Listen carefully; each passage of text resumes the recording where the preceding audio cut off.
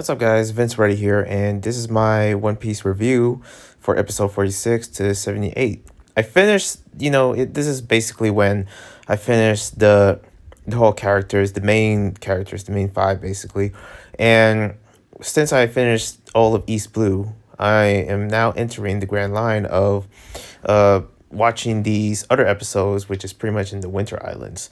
So right now, as I finish these, especially finishing um what is it, the Giants Island. I don't really have a name for it. I just call it, the Giants Island, the Jurassic Island with the two giants. And there's a lot of adventures from episode 46 to 78, especially like, seeing Logtown, the mystery island, and also meeting Laboon. And I noticed that there's some current scenes where I thought it was actually sort of, especially how when I saw meeting Laboon, it didn't really reference Brook. It referenced other pirates, and also just like a whole different world, especially going inside of Laboon. But these different, characters that we met, and especially getting to know the world a bit more, especially during the Grand Line, and it seems like there's so much more to this story that happens to, bring a lot of like, where the world is. And thank goodness they have Nami knowing where they should go and stuff like that, especially having the compass with them. I call it the compass. I think it's called log, but I call it the compass of actually finding their place around these certain areas. And the world's a big place within One Piece, and how stretches through, seeing different characters, especially ones that I thought they were going to join. I think that's going to be a current thing, especially I thought that the guy with the, green hair, when they were introduced into this island where they had the treasure, but then pretty much there was no treasure in it. And the guy that was there, with the afro and pretty much was stuck in a treasure chest, definitely didn't fit in when it comes down for him to join the crew, especially with Apis, joining us. She's too young. And seeing the world within Apis, I believe that arc is also kind of like my favorite. Logtown was interesting, especially seeing where the execution stand where Rogers was executed, where in the beginning of, the intro of like the One Piece, like that was kind of like his and where he came from, and the story behind that whole, execution, and actually the actual how it happened in Logtown, especially being introduced to Smoker and the Marines and the Navy. Like it seems like, that's when uh like Luffy had to take this very seriously and what he's trying to accomplish. And it, especially that whole cooking segment with Sanji meeting this girl, was quite interesting, especially understanding the different fish around the seas and around the Grand Line. It opens to that world building of just like the little details, especially just the fish. And, moving on within the log town of just seeing like how they interact within the city and stuff like that. It's quite interesting, especially how enthusiastic Luffy is, even seeing like where he was standing and how things escalated kind of quickly when the buggy pirates showed up, especially seeing Lady Alvida. Haven't seen her as, now thinking about it, it is the first, enemy that Luffy pretty much got into a battle with, even with Kobe. And we're gonna get into Kobe just a little bit, because I saw this little arc, or well, actually a little segment of Kobe and Helmeppo working in the Navy. But for this particular, like in the scene of Logtown, how the weather is just escalated, and then they try to get out. We see the buggy pirates and Lady Vita, and how is she different, and pretty much she had like, ate a certain gum fruit, and which made her skin smoother, which actually just brings this hilarious scene of just like her just sliding through the town with just, her bare foot, of just how slippery it is. And I try to understand the limits of these certain gum fruits, where I just are there any limits of just like, how they can use it? Because it seems like, especially the number family, like number five or number nine, happens to have the gum gum fruit powers. And having those powers, like, they're going up against a crew that only has one person that has one power, and the rest of them just have, like, skill. So it's like they plays a role, like almost like having the Straw Hat crew as like the underdogs in a way. Moving on, within the meeting, and especially meeting a piece of like how she was kidnapped, like that whole segment gave me some Zelda feels. It gave me Zelda and also Witcher 3 vibes, especially how Appi's the hat she was wearing in the village, and also the fact that it's, there was a dragon, really reminds me of the Witcher series. Like, I don't know what it is. Like, it sort of gave me that vibe. It being my favorite, and also it being quite interesting, seeing that there's different creatures that sort of really exist in the world of One Piece, and how they closely discover that throughout One Piece. Like how the where the mystery island is, how there's different, especially that weird void of, like, the invisible wall that they went through just to get to the other island, and only to actually see that it's actually in their own island. Really brings up a lot of questions, like a lot of questions of certain areas, like below the sea levels, and there's a lot more in the sea, as I noticed, because especially the planet in One Piece, of how the majority of it is mostly water. And I mean, especially here on Earth, but in the world of One Piece, it's even more, like water is more prevalent, much more. And also our introduction within the calm belt of like seeing these different creatures and stuff like that. True Apis arc, as I call it, was quite interesting. Like understanding the calm belt. All thanks to Nami's like lecture throughout all that. And then we got to meeting Laboon through Reverse Mountain, seeing Laboon, and not seeing the actual story of like how Laboon, met these other pirates, and pretty much why that, Laboon actually for 50 years smacked his head through the stones that is the red line. And like there was no mention of Brooke, which actually tells me that there's different aspects of different stories. Because as I'm watching this, I'm watching this particular these One Piece episodes in the perspective that I already seen from Water 7 all the way up to Marineford, and I kind of already know the story of like Brooke, but this was before Brooke and anyone knows him.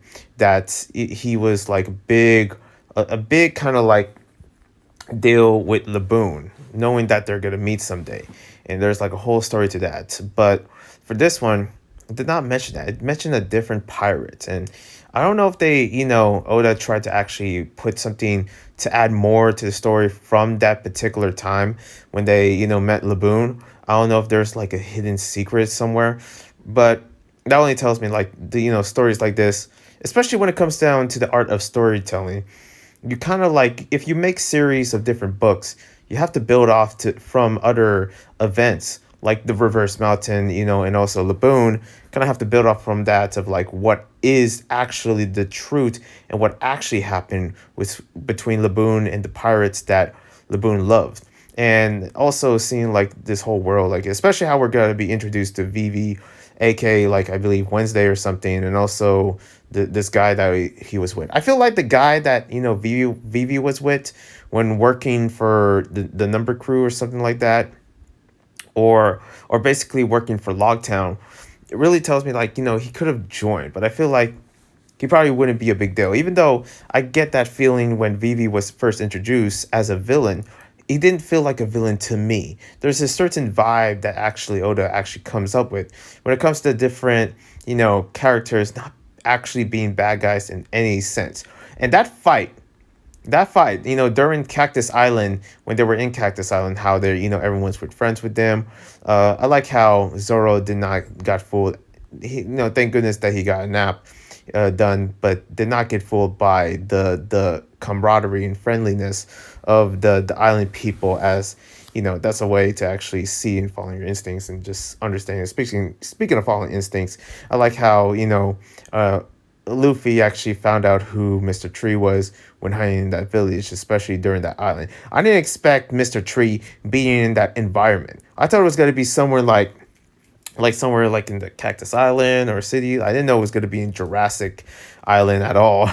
But for Vivi, like I knew that she was going to be like friends, and I feel like she could have been a good adaptation to the crew for sure. I mean, she was there for a little bit, but of course she had her duties of, and the reason of why that, she's, basically trying to hunt down and kill, especially how disturbing the cactus are in the Cactus Island. Literal graveyards. There are not spikes.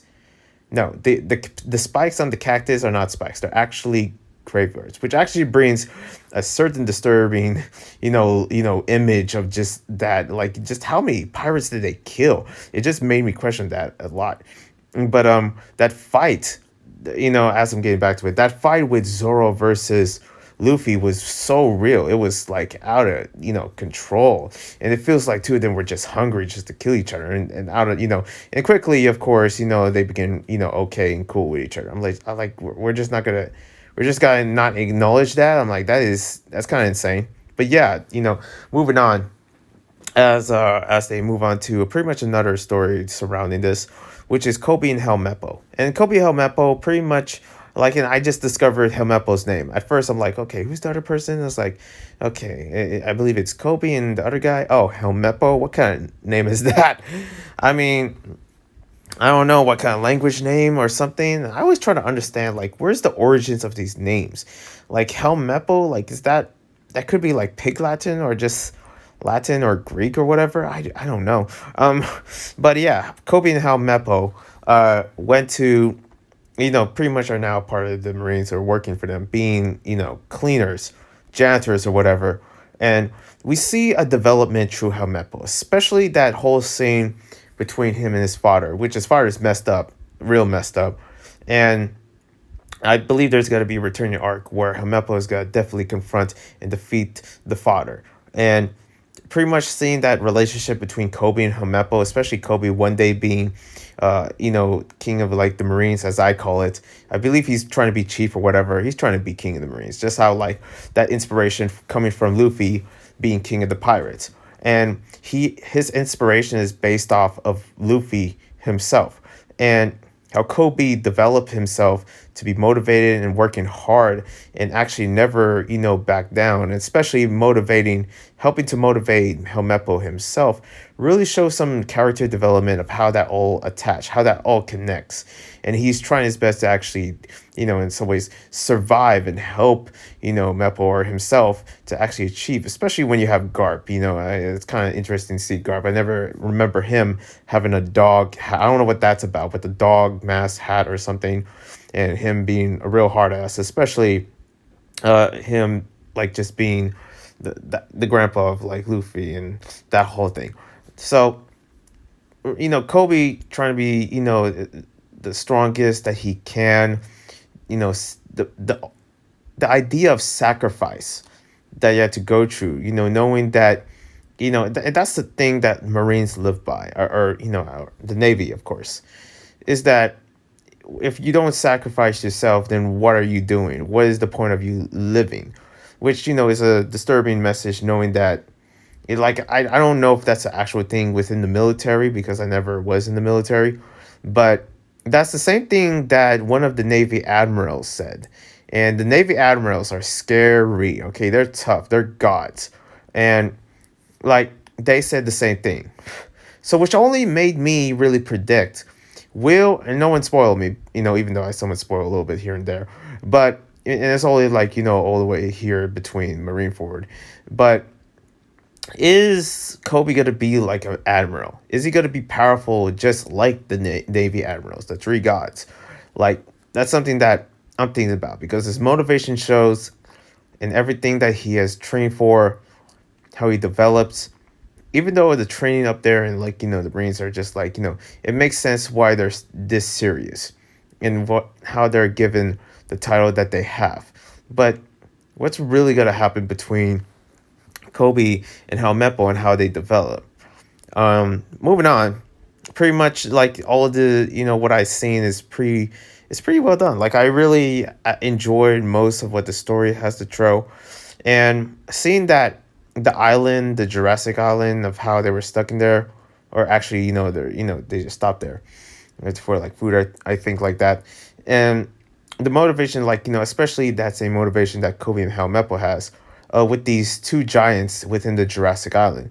And I really dig that arc as well. But the numbers, pretty much didn't match up. Like, especially having a little girl as a villain within this, and the disturbing nature of Mr. Tree, of how he wants to have these like candle or wax art figures or something, of like seeing how uh Vivi, Nami, and Zorro almost died from that whole interaction.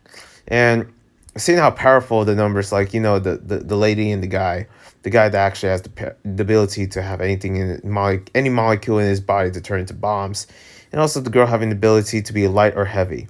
Like, I guess, of course they have, the certain gummy fruits. And typical Usopp being cowardice as well, but Luffy actually fighting for what he wants for the strongest. But the motivation that sort of like made me think is that the two giants have how long they've been fighting, like who's the strongest.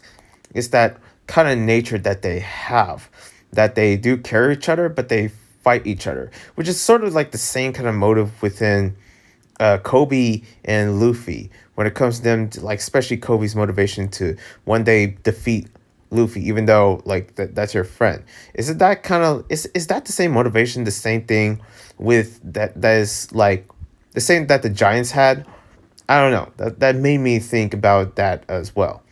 But there's a lot to think about. There's many things. I couldn't put it all in one video when it comes down to these certain arcs. Overall, I really enjoyed it.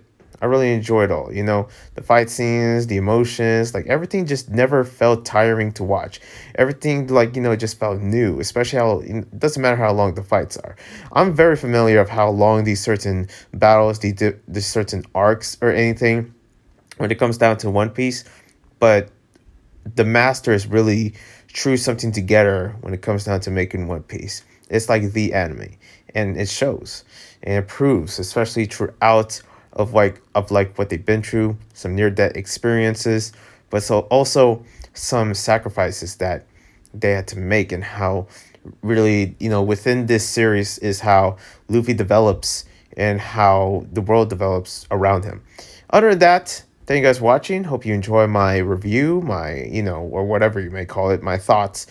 But I really enjoyed these different arcs, these different adventures. Other than that, I'll see you when I see you for Winter Island, Alabasta, and the rest of them. Okay? And other than that, yeah. One love. Peace.